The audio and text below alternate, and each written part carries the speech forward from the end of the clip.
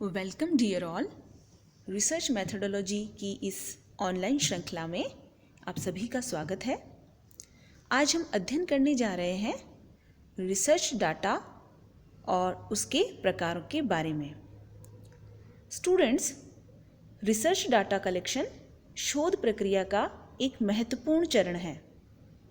For example, जिस प्रकार ईंट, चूना, पत्थर, सीमेंट, लकड़ी, लोहे आदि के बिना किसी भवन का निर्माण नहीं किया जा सकता है, ठीक उसी प्रकार तथ्यों या सामग्री के बिना रिसर्च का कार्य संपन्न नहीं किया जा सकता है। किसी भी वैज्ञानिक निष्कर्ष तक पहुंचने एवं सामान्यीकरण करने या सैद्धांतिकरण करने के लिए सूचनाएं प्राप्त करना या डेटा कलेक्ट करना या विषय के बारे में संख्यात्मक एवं गुणात्मक बातें मालूम करना आवश्यक होता है। और इस तरीके की सामग्री या तथ्यों को शोध विषय से संबंधित निश्चित प्रविधियों को काम में लेते हुए ही एकत्रित किया जाता है। यदि निश्चित प्रविधियों को काम में लेते हुए एकत्रित नहीं करते हैं तो ऐसी स्थिति में रिसर्च के आधार पर कोई निष्कर्ष नहीं निकाला जा सकता है। और इस प्रकार हम कह सकते हैं कि डाटा कलेक्शन रिसर्च में कितना इम्पोर्टेंट रोल निभाता है। तो चलिए हम बात करते हैं डाटा कलेक्शन के बारे में। डाटा कलेक्शन के बारे में हम लोग बात करें उससे पहले हमारे लिए जानना जरूरी है कि डाटा क्या है। स्टूडेंट्स, डाटा शब्द हिंदी के शब्द तथ्य का हिंदी रूपांतरण है, जिसे लैटिन वर्ड डेटम से ड्राइव किया गया है। जब हम बात करते हैं लैटिन वर्ड डेटम की, मीन्स DATUM, जिसका अर्थ है अ थिंग गिवन, मीन्स दिया हुआ या संकलित किया हुआ। यदि हम ये कहें कि तथ्यों का संकलन किया जाता है या डाटा का संकलन किया जाता है। स्टूडेंट्स, तथ्य संकलन के लिए रिसर्चर में ऑब्जर्वेशन का होना बेहद ज़रूरी है। यदि हम ये कहें कि तथ्यों के अंतर्गत सूचनादाताओं से विभिन्न प्रविधियों की सहायता से प्राप्त सभी प्रकार की सूचनाएं आती है और उन बातों या सूचनाओं को सम्मिलित किया जाता है जो ऑब्जर्वेशन के योग्य हो और जिन्हें लिखित रूप में रखा जाता है। वैज्ञानिक ज्ञान की सीमाओं के विस्तार के लिए जब हम शोध प्रयत्नों की बात करते हैं तो हमारे लिए जानना ज़रूरी है कि साधारण सी लगने वाली छोटी छोटी सूचनाएं या छोटे छोटे तथ्य भी अनुसंधान में बेहद लाभदायक होते हैं। इन्हीं संकलित सूचनाओं को तथ्य या सामग्री के नाम से पुकारा जाता है। ऐसे ही तथ्यों या सामग्री के आधार पर वैज्ञानिक निष्कर्ष निकाले जाते हैं तथा नियमों का प्रतिपादन किया जाता है और सिद्धांतों का निर्माण किया जाता है। जब हम बात करते हैं मॉडर्न डिक्शनरी ऑफ सोशियोलॉजी की, तो उसके अकॉर्डिंग अवलोकन या मापन के द्वारा एकत्रित सूचनाएं जिसके द्वारा सामान्यीकरण करने या निष्कर्ष विकसित करने का प्रयास किया जाता है, सामग्री या तथ्य कहलाते हैं। इसी प्रकार जब हम बात करते हैं कि क्या डाटा और सूचना में भी कोई अंतर होता है, तो स्टूडेंट्स आप लोग ये जान लीजिए कि किसी चीज़ के बारे में तथ्य और जानकारी को डाटा कहा जाता है। इस जानकारी में संख्या, शब्द, कोई तस्वीर, कोई चिन्ह, राय आदि शामिल हो सकते हैं। ये तथ्य या डाटा अर्थहीन और सामान्य इंसान की समझ से परे होते हैं और बाद में जब इन्हीं डाटा को विभिन्न माध्यमों से प्रोसेस करके नया डाटा बनाया जाता है जो पूर्णतया अर्थपूर्ण रूप में होता है, तो उस अर्थपूर्ण डाटा को सूचना कहा जाता है। सूचना को अंग्रेजी में इंफॉर्मेशन कहा जाता है और सूचना किसी चीज़ के बारे में अर्थपूर्ण जानकारी होती है जिसे सामान्य इंसान समझ सकता है। रिसर्च के अंतर्गत मूल रूप से डाटा कलेक्शन और बाद में उनके आधार पर सूचना या सिद्धांतों का निर्माण किया जाता है। डेटा कलेक्शन प्रत्येक विज्ञान का, चाहे वो भौतिक विज्ञान हो या सोशल साइंसेज हो, एक ही लक्ष्य इनका होता है। व्यवस्थित रूप में संकलित तथ्यों के आधार पर ही वैज्ञानिक नियमों का प्रतिपादन किया जाता है। तथ्य संकलन से ही घटनाओं के कॉज एंड इफेक्ट रिलेशनशिप को जाना जाता है और इस कॉज एंड इफेक्ट रिलेशनशिप के आधार पर ही सिद्धांतों का निर्माण किया जाता है। अगर हम बात करें अमेरिकन कॉलेज ऑफ डिक्शनरी की, तो उसके अकॉर्डिंग जो घटना वास्तव में घटित हुई है या जो कुछ घटा है, जो कुछ दिखाई दे रहा है, उसे तथ्य का नाम दिया जाता है। यहाँ इस चीज़ का ध्यान रखने की आवश्यकता है कि फिजिकल साइंसेज या भौतिक विज्ञानों में मूर्त घटनाएं मात्र ही सामाजिक विज्ञानों के तथ्य की भांति अध्ययन का विषय होती है, बल्कि अमूर्त जैसे विश्वास, भावनाएं, मनोवृत्तियां या विचार आदि तथ्य भी सोशल साइंसेज में अध्ययन का विषय होते हैं। भौतिक विज्ञानों में हम मूल रूप से मूर्त घटनाओं को ही अध्ययन का विषय बनाते हैं। अब हम बात करते हैं कि जो डाटा रिसर्च के अंतर्गत कलेक्ट किए जाते हैं वो कितने प्रकार के होते हैं। क्या रिसर्च में कलेक्ट किए गए सभी डाटा एक ही जैसे होते हैं? क्या उनका कलेक्शन एक ही तरीके से किया जाता है? और यदि नहीं तो डाटा कितने प्रकार के होते हैं और उनका कलेक्शन किस किस प्रकार और कैसे कैसे किया जाता है, इसके बारे में जानना बेहद ज़रूरी है।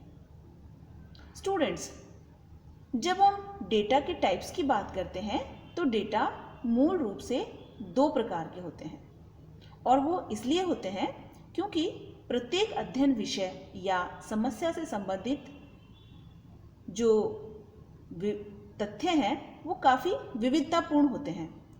कुछ तथ्य गुणात्मक होते हैं, कुछ परिमाणात्मक होते हैं और इस प्रकार कुछ मिश्रित होते हैं। अध्ययन हेतु तथ्यों का संकलन कई प्रविधियों के माध्यम से किया जा सकता है, जैसे कि ऑब्जर्वेशन, इंटरव्यू, शेड्यूल, डाक द्वारा प्रेषित प्रश्नावली आदि को काम में लेते हुए एक रिसर्चर अपने डाटा का कलेक्शन करता है। कई बार अध्ययन विषय की प्रकृति को ध्यान में रखते हुए कुछ ऐसे तथ्यों का उपयोग भी किया जाता है जिन्हें शोधकर्ता या उसके सहायकों ने खुद कलेक्ट नहीं किया है, बल्कि अन्य अध्ययनकर्ताओं ने अपने अपने अध्ययन हेतु एकत्रित किया है। ऐसे तथ्य पुस्तकों, प्रतिवेदनों, पांडुलिपियों, डायरियों आदि के माध्यम से प्राप्त किए जाते हैं।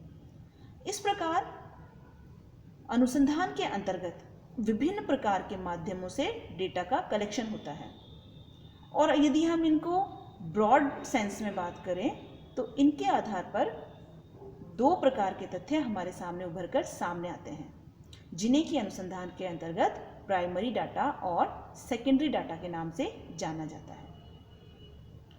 अब ये प्राइमरी डाटा और सेकेंडरी डाटा का क्लासिफिकेशन किस प्रकार किया गया है, इसके बारे में जब हम जानते हैं या जानना चाहते हैं तो ये उभर कर सामने आता है स्टूडेंट्स कि वे सभी सूचनाएं जो संग्रहित की गई है या जो सामग्री या जो आंकड़े अध्ययनकर्ता ने अपने अध्ययन हेतु अपने सहायकों की मदद से स्वयं एकत्रित किए हों, वो प्राइमरी डाटा या प्राथमिक तथ्य कहलाते हैं। ये डाटा मूल रूप से फील्ड वर्क या क्षेत्रीय कार्य के आधार पर प्राप्त किए गए हुए होते हैं और इनका उपयोग जब अन्य अनुसंधान करता है तो इसके लिए वो प्राइमरी डाटा कलेक्शन करने वाले जो अनुसंधान करता है या उनके सहायक हैं या जो उनका रेफरेंस है उनका उपयोग करता है। इस बारे में रॉबर्टसन और राइट लिखते हैं कि वे तथ्य प्राथमिक होते हैं जिन्हें एक विशेष शोध समस्या को हल करने के लिए विशेष उद्देश्य हेतु संकलित किया गया हो। स्पष्ट है कि अनुसंधान या शोध समस्या से संबंधित प्रथम बार कलेक्ट किए गए आंकड़े, सूचनाएं एवं सामग्री प्राथमिक तथ्य कहलाते हैं।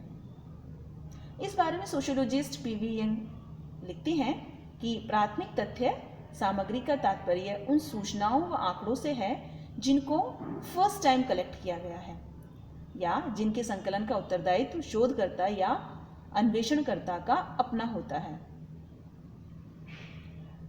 स्टूडेंट्स, प्राइमरी डेटा की इन विशेषताओं के कारण ही प्राइमरी डेटा को प्रथम स्तरीय सामग्री या फर्स्ट हैंड डाटा या क्षेत्रीय सामग्री मीन्स फील्ड डाटा या आधार या मौलिक सामग्री या बेसिक डाटा के नाम से जानते हैं।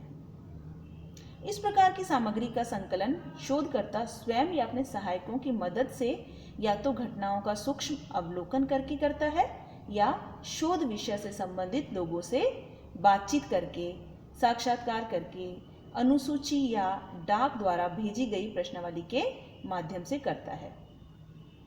प्राथमिक सामग्री या तथ्य क्योंकि शोधकर्ता द्वारा प्रथम बार एकत्रित किए जाते हैं, इसीलिए इन्हें प्राथमिक कहा जाता है। ये डाटा पूर्णतया नवीन और विश्वसनीय होते हैं। इन तथ्यों के अधिक विश्वसनीय होने के कारण इन्हें शोधकर्ता नियंत्रित रूप से अपने प्राकल्पना के सत्यापन की आवश्यकता एवं अपने अध्ययन के उद्देश्यों को ध्यान में रखकर स्वयं संकलित करता है, इसलिए होता है। यदि हम बात करें कि प्राइमरी डाटा या सूचनाएं, जानकारी, आंकड़े शोधकर्ता जब अनुसंधानकर्ता स्वयं एकत्रित करता है तो वो तथ्य प्राइमरी डाटा कहलाते हैं। अब हम बात करते हैं सेकेंडरी डाटा की। सेकेंडरी डाटा वे सब सूचनाएं, आंकड़े एवं तथ्य जिन्हें शोधकर्ता अपने अध्ययन हेतु स्वयं संकलित नहीं करता, बल्कि जो पहले से ही प्रकाशित या अप्रकाशित रूप में उपलब्ध है, सेकेंडरी डाटा कहते हैं। इनमें मूल रूप से पत्र, डायरियाँ, आत्मकथाएं, पांडुलिपियाँ, सरकारी प्रतिवेदन, जनगणना रिपोर्ट, गजेटियर, प्रलेख, अभिलेख आदि आते हैं। मीन्स सेकेंडरी डाटा पहले से ही उपलब्ध होते हैं, जिनका उपयोग कोई रिसर्चर अपने शोध विषय की आवश्यकता के अनुसार करता है। किसी शोधकर्ता या संगठन द्वारा इस प्रकार की सामग्री या तथ्य पहले से ही संकलित किए हुए होते हैं। सोशियोलॉजिस्ट पीवी यंग इस बारे में कहती हैं कि सेकेंडरी डाटा वे होते हैं जिन्हें मौलिक रूप से एक बार प्राप्त कर लेने के पश्चात काम में लिया गया हो एवं जिनका प्रसारण अधिकारी उस व्यक्ति से भिन्न होता है जिसने प्रथम बार तथ्य संकलन को नियंत्रित किया था। स्टूडेंट्स, स्पष्ट है कि सेकेंडरी डाटा वे हैं जिनका एकत्रीकरण स्वयं शोधकर्ता या उसके सहायकों द्वारा नहीं किया गया है, परंतु जिसने किसी अन्य अध्ययन हेतु किसी व्यक्ति या संस्था द्वारा संकलित सामग्री का उपयोग किया है। इस सामग्री या आंकड़ों का उपयोग करने वाला इसके क्षेत्रीय संकलन से संबंधित नहीं है। अगर अन्य शब्दों में हम बात करें तो जब कोई रिसर्चर या अन्य शोधकर्ता या संस्था या कोई संगठन या कोई गैर सरकारी या सरकारी एजेंसी द्वारा एकत्रित सामग्री या तथ्यों का स्वयं के अध्ययन हेतु उपयोग करता है तो उसके लिए यह सामग्री सेकेंडरी सोर्सेज बन जाती है। सेकेंडरी सोर्सेज को काम में लेने के लिए शोधकर्ता का कुशल और बहुत ही सूझबूझ वाला होना आवश्यक है। यह सामग्री काफ़ी विविधता लिए हुए भी होती है, अतः इसमें से शोधकर्ता को आवश्यक तथ्यों को संकलित करना आवश्यक होता है। इस प्रकार यदि हम बात करें कि प्राथमिक और सेकेंडरी डाटा दोनों ही अनुसंधान के लिए महत्वपूर्ण है, केवल इनके संकलन के आधार पर इनका विभाजन किया गया है। वास्तव में यदि हम कहें कि प्राइमरी और सेकेंडरी डाटा सापेक्ष हैं, किसी अध्ययन में कौन से डाटा प्राथमिक और कौन से डाटा सेकेंडरी होंगे, यह शोध के लक्ष्य से संबंधित है। एक शोधकर्ता के लिए जो डाटा प्राइमरी है वही अन्य शोधकर्ता के लिए सेकेंडरी कहलाएंगे। इस प्रकार प्राइमरी डाटा को सेकेंडरी डाटा की तुलना में अधिक मौलिक और ओरिजिनल माना जाता है, क्योंकि इनका संकलन स्वयं शोधकर्ता के द्वारा अध्ययन की आवश्यकता के अनुसार किया जाता है। इस मौलिकता का द्वितीयक तथ्यों में सापेक्ष रूप से अभाव पाया जाता है। स्टूडेंट्स, यदि हम बात करें कि प्राइमरी और सेकेंडरी डाटा मूल रूप से अध्ययन की आवश्यकता के अनुरूप संकलित किए जाते हैं। प्राथमिक तथ्यों का संकलन शोधकर्ता अपनी अध्ययन समस्या के अनुरूप स्वयं करता है और द्वितीयक तथ्यों का वह उपयोग करता है। अतः वह सुगमता से इस बात का निर्णय कर पाता है कि उसके अध्ययन के लिए कौन से तथ्य उपयोगी एवं कौन से अनुपयोगी होंगे, किसे अध्ययन में सम्मिलित किया जाएगा और किसे हटा दिया जाएगा। यह अध्ययनकर्ता के विवेक पर निर्भर करता है। सेकेंडरी सोर्सेज के संकलनकर्ता को कई बार उन महत्वपूर्ण तथ्यों के संकलन से वंचित रहना पड़ता है जिन्हें निरर्थक समझकर प्राथमिक तथ्यकर्ता ने अध्ययन में सम्मिलित नहीं किया है। स्टूडेंट्स, निष्कर्ष रूप में हम ये कह सकते हैं कि प्राइमरी डेटा और सेकेंडरी डेटा दोनों अनुसंधानकर्ता के लिए समान रूप से महत्वपूर्ण है। हमारे अगले वीडियो में हम प्राइमरी सोर्सेज और सेकेंडरी सोर्सेज को रिसर्च में किन किन विधियों के माध्यम से एकत्रित किया जाता है और किन किन विधियों से हम उनका उपयोग करते हैं, इस बारे में अध्ययन करेंगे। तब तक के लिए हैव ए नाइस डे।